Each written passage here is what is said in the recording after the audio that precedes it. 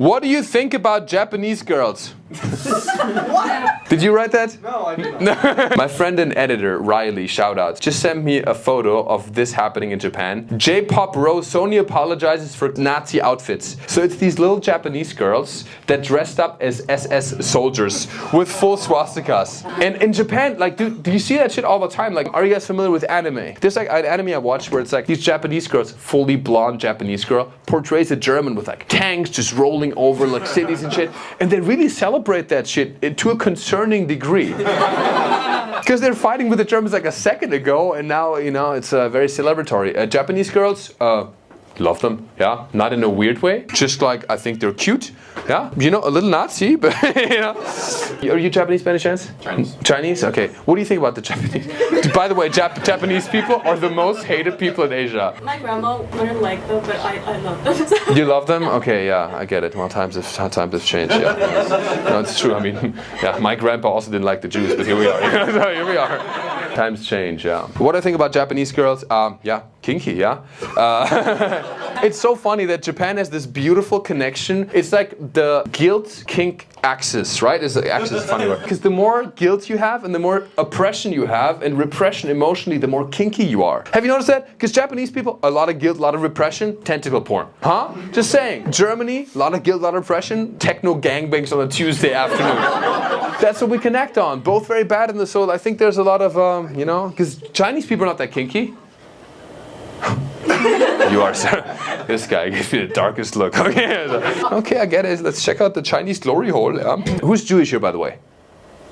Shabbat shalom, brother. Okay, there we go. So we had a wedding ceremony. We combined some of the Jewish elements, because my wife's Jewish, right? Where you break the glass. It symbolizes the fragility of life and how everything is temporary and it can all go away in a second, right? And then we did a German tradition right after, which is where we sawed a piece of wood in half and we're eins, zwei. And I, come on in if you're here. Yeah? Hello. You here for the show?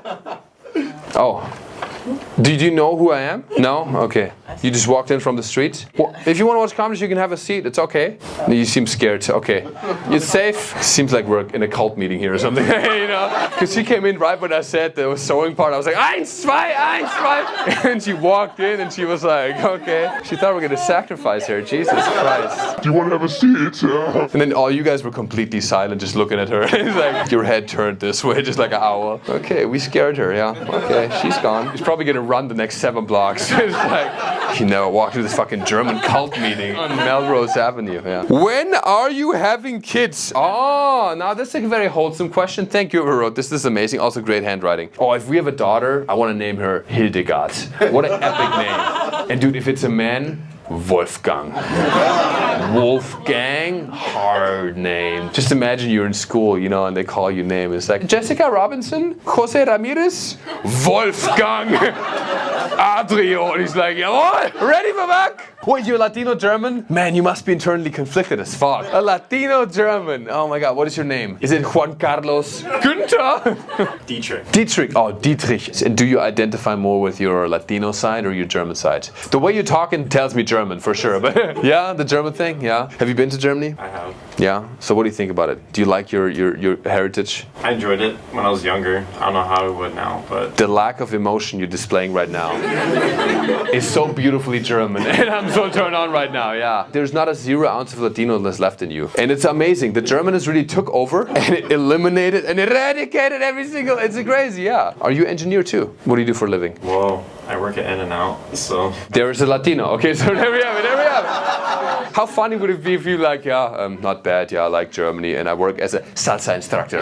You know? What Pokemon would you be? Oh, it's a good one. It's a great one. Do you know that Pokemon names are different in Germany than in America? Glurak. Glurak, is that your favorite? I like Turtok. Turtok, yeah, that's great. Glurak. Do you know Pokemon, sir? Do you know what Glurak is? Can I have a guess which animal, which Pokemon it would be? Pikachu.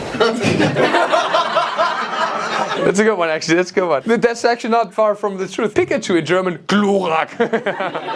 No, the different names. Glurak is Charizard. It's Glumanda, Glutex, Glurak. They just become more German the more it goes on, you know? And then my favorite is Jigglypuff. In German, it's called Pummeluff.